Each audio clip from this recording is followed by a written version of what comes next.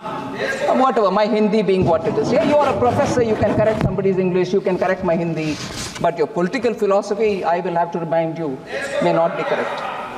Sir, honourable member चिट्ठी लिखे हैं, वो लिखे हैं, लिखी है, लिखा है, आई डोंट माइंड. आप समझ रही हो बात. 9 नवंबर, सॉरी प्लीज, मेरा हिंदी का मजाक मैं उड़ा रही हूँ जी, क्योंकि मैं ये ऐसे स्टेट से आ रही हूँ. भाई साहब, आप उसके पक्ष में बैठे हो ना, आप जरूर पूछिए. मैं ऐसे स्टेट से आ रही हूं जहां हिंदी पढ़ना गुनाह लगता है, इसीलिए बचपन से हिंदी पढ़ने का मुझे रोका गया. उधर आपका झगड़ा रखो, मेरे से नहीं. झगड़ा आपका उनसे होना चाहिए जो हिंदी पढ़ने में आपत्ति बोलते हैं, आपत्ति मानते हैं हिंदी, उनसे झगड़ा करो भाई, मेरे से क्या कर रहे हो. जल्दी से उठना नहीं है, जबकि आपके मित्र पक्ष का लोग का राजनीतिक हिंदी विरोध का समझते नहीं हो आप. सर, लुक्का पार्लियामेंट्री वर्ड है क्या सर? हाँ, I didn't use any such a word. What is lukka? What is lukka? Who used it? Who used it? I have not used it at all. I am not a Hindi bhashi either. I have not used it, sir. Sir. That's right, whoever used it, right? I have not used it, sir. I'm sorry. What? I have not used it. I don't even know that word. What are you throwing it at me? You probably hear it in Assami. I have not used that word. माननीय मंत्री जी. Yeah, but I have not used the word because I don't know it. There is no lie or no. I am saying I have not used it, and I have not said you're lying. I am not here to argue in those. I argue on merit. If I have not used it, why will I admit it? And first of all, my Hindi is not so rich for me to use abuses. I use barely 10 words with which मैं बोलचाल हिंदी करती हूँ जी. If only my vocabulary was rich, I'll know which is abuse, which is not. माननीय मुख्यमंत्री, जो देश की एकमात्र महिला मुख्यमंत्री भी है, उनका माइक बीच राह में ऑफ कर दिया गया था. वो बंगाल के अरे अभी तो शुरुआत है, ये तो ट्रेलर है, पिक्चर बाकी है. अध्यक्ष महोदय, मैं आपसे ये बोलना चाहती हूँ कि वो बंगाल के हक के लिए यहाँ पे सवाल उठाने आई थी, वो बंगाल के लोगों की बात रखने यहाँ पे आई थी, लेकिन उनका माइक ऑफ कर दिया गया. आपके माध्यम से मैं सदन में उपस्थित वहाँ जो बैठे हैं माननीय सदस्य, कोई भी घटना को सर एक लाइन आपका डिलीट करेंगे सर, एक लाइन सर, मैं यही बताना चाहती हूँ कि बंगाल के लोगों का आगे जाके बंगाल के लोग आपके पार्टी की माइक ऑफ कर देंगे. बस एक चुनाव बाकी, आप देख लीजिएगा. Sir, all India Trinamool Congress इस सदन और इस देश का 3rd लार्जेस्ट ऑपोजिशन पार्टी है, और हम आपसे धन्यवाद हम आपको देते हैं कि आपने हमको रेलवे, स्वास्थ्य, शिक्षा और आज ये पशुपालन जैसे महत्वपूर्ण विषय पे चर्चा करने का मौका दिया.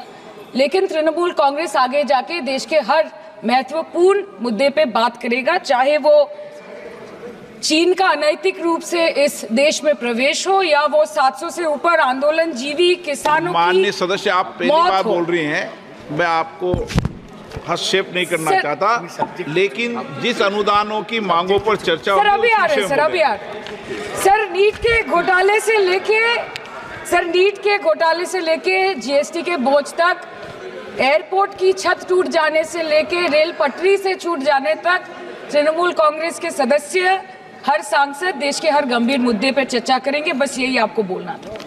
Respected sir, Mahamati Manush is the Magna Carta of the governance of West Bengal and our party, and I feel truly honored that today I have been given the opportunity to talk on a ministry which is intrinsic to the Mahamati Manush of the country. हमारे किसान अपनी मवेशी को, अपनी फसल को माँ की तरह पूछते हैं, जिस खेत में वो हल चलाते हैं उस जमीन को नमन करते हैं. But does this major sector get support from the government? Sir, Indian agriculture supplies around 58% of India's livelihood and is a principal source of income for half of the population, accounting for 17 to 18% of the country's GDP. 70% of India's rural poor depend on livestock and farm animals. But does this sector get what it deserves? इसका जवाब अगर आप देश के किसान से पूछेंगे तो वो आपको यही बात बोलेंगे कि चाय से शुरू हुई थी सरकार और गाय पे अटक गई और विकास की मौसी 10 साल में रास्ते में भटक गई। Sir, exorbitantly high cost of cattle and poultry feed under the mismanagement of this sector by the current government and wholesale fodder inflation hovering between 25% to 28.6% in the last 2 to 3 years, it is a 9-year high. Sir, किसान खुद क्या खाएंगे? अपने परिवार के लोगों का खिलाएंगे? अपनी गाय भैंस भेड़ बकरी को क्या खिलाएंगे? सर, ऐसे ही वारदात होते हैं जहां गरीबी से जूझता हुआ एक किसान उसको अपनी गाय भेड़ बकरी को बेचने में मजबूर करते हैं और अंत में जाके वो अपनी खुद की जान ले लेते हैं। सर, पिछले 10 सालों में 1,12,000 किसानों ने इस देश में आत्महत्या की। एनसीआरबी की एक रिपोर्ट के अनुसार 10 साल में हर दिन इस देश में एवरेज में 30 किसान हर दिन अपनी जान ले लेते हैं। सर, इस देश के लोगों का यही है किस्सा कि जिसको जिताया वो राजा की तरह जाएगा और जिन्होंने जिताया वो फकीर की तरह। सर, ये बहुत गौरक्षा की भी बातें करते हैं। देश के लोगों को ये पता होना चाहिए that there is a fodder crisis in India and the union minister has himself stated in a written reply in Rajya Sabha that yes, the country is deficit in fodder. So it means that cows are dying without food in government-owned goshalas, especially the BJP-ruled state. 74,000 cattle had died at Panjrapols in Sundarnagar and Banaskantha district of Gujarat in the last 3 years. 200 cows were found dead in Madhya Pradesh's Shivpuri district. 173 cows allegedly died in a week in Chhattisgarh. And 74,016 cows had died in Hingonia Gaushala in Jaipur during the previous BJP government in Rajasthan. तो sir, पहले खाना ही नहीं मिला, fodder crisis, फिर मिल भी जाए तो इतना महंगा कि किसान खरीद ही नहीं पा रहा है, फॉडर इन्फ्लेशन, और सर खाना मिल भी जाए तो पशुओं की बीमारी। उससे मुकाबला करने के लिए इस सरकार ने क्या किया? The Parliamentary Standing Committee on Agriculture, Animal Husbandry and Food Processing presented its report which stated that 32.7 lakh cattle were infected by the viral lumpy skin disease across several states and a whopping 2.4 lakh cattle died within months. ये बोलते हैं कि गाय हमारी माता है पर माँ की रक्षा करना इन्हें नहीं आता है। अध्यक्ष महोदय, हम सब जानते हैं कि इस मिनिस्ट्री के अंतर्गत डेयरी भी आता है और भारत इस पूरी दुनिया में दूध के उत्पादन में नंबर 1 है, contributing to almost 24.46% of global milk production.